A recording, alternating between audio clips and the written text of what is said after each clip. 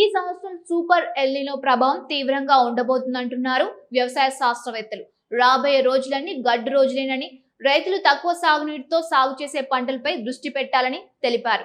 ప్రధానంగా వరి సాగు జోలికి పోకపోతేనే బాగుంటుందని జగిత్యాల జిల్లా పోలసాలోని తెలంగాణ రైతు విజ్ఞాన కేంద్రం principal scientist coordinator doctor Vijay Bhaskar తో మా ప్రతినిధి ప్రవీణ్ ఫేస్ టు ఫేస్. వానచుక్క జాడ కోసం ఆగమవుతున్న అన్నదాతలు.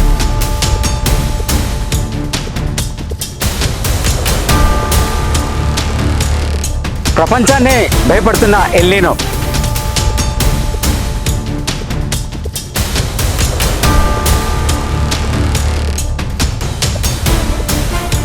ఎల్నినో దెబ్బకు ముఖం చాటేసిన నైరుతి ఋతుపవనాలు.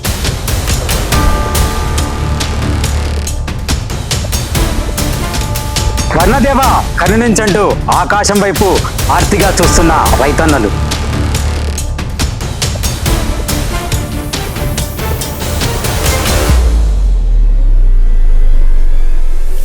వర్షాకాలం వచ్చి నెలన్నర రోజులు గడిచిపోయాయి.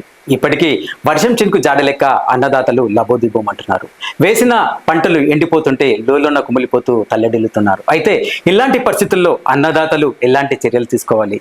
సాగు చేసిన పంటలు కాపాడుకోవాలంటే ఏం చేయాలి? ఒకవేళ వర్షాలు కురిస్తే ఎలాంటి పంటలు సాగు చేయాలి? తెలుసుకునేందుకు ప్రస్తుతం మనకు జగిత్యాలలోని పొలాస తెలంగాణ రైతు విజ్ఞాన కేంద్రంలో ఉన్నాం. ఇక్కడ మనతో ప్రిన్సిపల్ సైంటిస్ట్ విజయ్ భాస్కర్ గారు ఉన్నారు. వారిని అడిగి తెలుసుకునే ప్రయత్నం చేద్దాం. సార్ నమస్తే. సార్ నమస్కారం.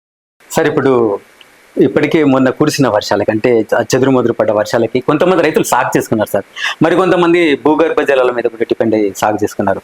ఇప్పుడు వారి పరిస్థితులు అటు భూగర్భ జలాలు అడిగంటిపోయాయి, ఇటు వర్షాలు కూడా లేవు. ఇప్పుడు వాళ్ళ పరిస్థితి ఎలా ఉంది సార్? అసలు ఇప్పటి వరకైతే కొంతమంది రైతులు వర్షాలు పడ్డప్పుడు పడకముందు పడతాయని ఆశించి కొంతమంది రైతన్నలు వరి కూడా నార్లు పోసుకున్నారు, నాట్లు వేస్తున్నారు.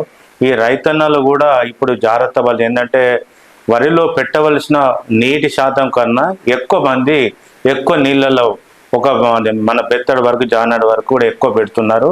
అలా పెట్టకుండా వరిలో కూడా పొడి పద్ధతి, తడి పద్ధతి అన్న ఆల్టర్నేటివ్ వెట్టింగ్ అండ్ డ్రైయింగ్, అంటే మన వరి వేసిన రైతులు 4 ఎకరాలు, ఇప్పుడు వేయబోయే రైతులు కూడా 4 ఎకరాలు వేయవలసిన రైతులు ఎంత వీలైతే కూడా 1 ఎకరానికి సరిపోయే నీరుతో ఆరుతడి పంటలు, వివిధ రకాల ఆయుర్ పంటలు 3 ఎకరాల నుంచి 4 ఎకరాల వరకు ఆ నీరుని సరిపోయేట్టు వేసుకోవచ్చు. అయితే ప్రస్తుత పరిస్థితులు అంటే తక్కువ నీరుతో సాగు చేసే పంటలు ఏమున్నాయని చెప్తారు సార్ మీరు? తక్కువ నీటితో సాగు చేసే పంటలు చాలా ఉన్నాయని, అందులో ముఖ్యంగా పెసర 2 నెలల పంట అండి, మినుము 3 నెలల పంట 90 రోజులు. దీనిలో తక్కువ కాలంలో మనకు ఇప్పుడు జూలై 15 నుంచి జూలై 30th వరకు కూడా పెసర మినుము వేసుకోవచ్చు అండి. ఇవే కాకుండా మొక్కజొన్న పంటను కూడా సుమారు ఈ నెల ఆఖరి వరకు మొక్కజొన్న పంటను వేసుకోవచ్చు. ఇదే కాకుండా జొన్న, సజ్జను కూడా, ఇవి తక్కువ కాల పంట, తక్కువ నీటిని తీసుకొని రైతన్నలకు ఎక్కువ దిగుబడి ఇచ్చే పంట. ఈ పంటలో కూడా రైతన్నలు వీలైతే బిందు సేద్యము, స్ప్రింక్లర్ల ద్వారా కూడా, తుప్పల సేద్యం ద్వారా కూడా మనకు తక్కువ నీటితో ఎక్కువ దిగుబడి తీసుకునే అవకాశం ఉన్నది. కాబట్టి అంటే సార్, ఇప్పుడు ఎరువులు ప్రస్తుత పరిస్థితుల్లో కూడా వర్షాలు సార్, భూమిలో కూడా ఏమలేదు, ఇంతకుముందు మనం మాట్లాడుకున్నాం. ఇప్పుడు ఎరువులు ఎలా ఉపయోగించాలి సార్?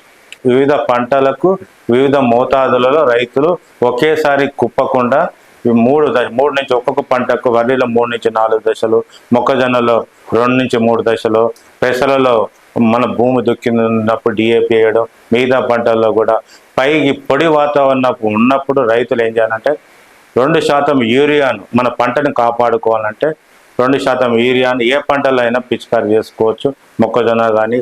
ఇదే కాకుండా 1% పొటాషియం నైట్రేట్ను లేదా 10 గ్రాముల మల్టీకేను కూడా ఈ మార్చి మన పంటలను, అంటే వర్షాలు పడతలేవు కాబట్టి వేసిన పంటలను కాపాడుకోవాలంటే ఈ 3 రకాలైన నేను చెప్పిన యూరియా కానీ, DAP కానీ, పొటాష్ కానీ, కొంతవరకు మనకున్న మన ఇంకా ఎక్కువ విస్తీర్ణంలో వేసిన రైతులు డ్రోన్ టెక్నాలజీ ద్వారా, డ్రోన్ ద్వారా కూడా నానో యూరియాను పిచికారి చేసుకోవచ్చు అండి. 1 ఎకరానికి 500-250 ml నుంచి వివిధ పంటల్లో వేసుకున్నట్టయితే ఆకుల నుంచి వరి పంట కానీ, ఈ పెసర కానీ, మినుము కానీ, మొక్కజొన్న కానీ మనం కాపాడుకొని దిగుబడి పొందే అవకాశం ఉంది. అంటే ప్రస్తుత పరిస్థితుల్లో రైతులు ఏదైనా నష్టం కానీ కష్టం వస్తే రైతు బీమా ఆదుకుంటుందంటారు. ఇప్పుడు ఇలాంటి పరిస్థితుల్లో రైతు బీమా ఎలాంటి ప్రయోజనాలు కల్పించబోతుందంటారు సార్ మీరు? అంటే ప్రభుత్వం కూడా ఇప్పుడు రైతు బీమా, రైతు భరోసా కూడా వానాకాలంకి తెలంగాణ ప్రభుత్వం ప్రతి ఒక్క రైతు కూడా రైతు బీమా పరిగా ఒక ఎకరానికి 12,000 చొప్పున వేసేదండి. కాబట్టి రైతులు వీటిని కూడా విత్తనాలకు, ఎరువులకి మాత్రం ఉపయోగించుకొని వారు అధిక దిగుబడి పొందాలని. సార్ తెలంగాణ అంటేనే వరి సాగు సార్. దీని ఆఫ్టర్ మిగతా ఏ పంట అయినా వరి తర్వాతనే. ప్రస్తుత పరిస్థితుల్లో వరి సాగు చేసే అవకాశాలు ఉన్నాయా? వరి సాగును తగ్గించాలనే సూచనలు చేస్తున్నాం. ఎందుకంటే వేసిన తర్వాత 3 నెలల వరకు మనకు నీరు ఆవశ్యకత ఉంటుంది. ఒక్క కిలో విత్తనానికి వరి పండించాలంటే సుమారు 4,000 లీటర్ల నుంచి 5,000 లీటర్లు పడుతుంది 1 కిలో విత్తనానికి. కాబట్టి రైతులు కూడా ఇది ఒకటి గమనించాలి. కాబట్టి ఈ వరిని తగ్గించి ఆయిల్ ఫామ్ కానీ, ఆరుతడి పంటలైన పెసర, మినుము, ఉలువలు, జొన్న ఇలాంటి పంటలను మనకు వేసుకొని ఈ పెసర కూడా, మినుములు వేసుకుంటే ఏంటంటే, కందులు వేసుకుంటే మనకు నత్రజని కూడా భూమిలో స్థిరీకరించబడి మంచిగా దిగుబడి వచ్చే అవకాశం ఉన్నది. కాబట్టి సార్ చివరిగా సార్, మనిషి అంటేనే ఆశ చేయి సార్. ఇప్పుడు నైరుతి ఋతుపవనాలు ముఖం చాటేసాయి, వెళ్ళినా అని చెప్పేస్తున్నాం సార్. ఈశాన్య ఋతుపవనాలు వస్తే మనకు ఒక్కొక్కసారి నైరుతిలో లేకపోయినా కూడా ఈశాన్య ఋతుపవనాలు వర్షాలు పడ్డ రోజులు కూడా ఉన్నాయి సార్. కొంతమంది రైతన్నలు మౌసం అనేది ఇండియన్ మెటీరియాలజీ డిపార్ట్మెంట్ ప్రకారము ప్రతి మండలానికి కూడా ఈ రెయిన్ఫాల్ చేసే IMD సంబంధించిన కొన్ని పెట్టుకున్నారు. వాళ్ళ దగ్గర పోయి కూడా మనకు రేపు వర్షం పడుతుందా, ఎల్లుండి పడుతుందా, ఎవ్రీ మంగళవారం, శుక్రవారం కూడా మేము ఈ వాతావరణ అంటే వెదర్ బులెటిన్ ఇస్తున్నాం. దాని ప్రకారం కూడా వారు తెలుసుకొని, అంటే ఇప్పుడు మీరు అన్నారు ఈశాన్య ఋతువు కానీ నైరుతి వల్ల వచ్చినప్పుడు అప్పటివరకు వానాకాలం పంట అయిపోతుంది, అప్పుడు యాసంగి పంటకి వెళ్తాం. కాబట్టి మనం ముఖ్యం ఏంటంటే మన భూగర్భంలో ఉన్న బావిలో కానీ, బోర్లో కానీ, చక్కెర ఉన్న చెరువులో కానీ, కెనాల్లో ఉన్న నీటిని కూడా ఎంత వీలైతే అంతవరకు పొదుపుగా వాడాలి. ఈ పంటలకే కాకుండా మన తాగడానికి కూడా నీళ్లను సంరక్షణగా మంచిగా ఉంచుకున్నట్టయితే ఈ సంవత్సరంలో మనము అధిక నీటి సమస్యను తగ్గించుకొని, నీటి కొరతను తగ్గించుకొని పంటలు అధిక దిగుబడి పొందే అవకాశం ఉంది. Okay sir, thank you sir, thank you very much.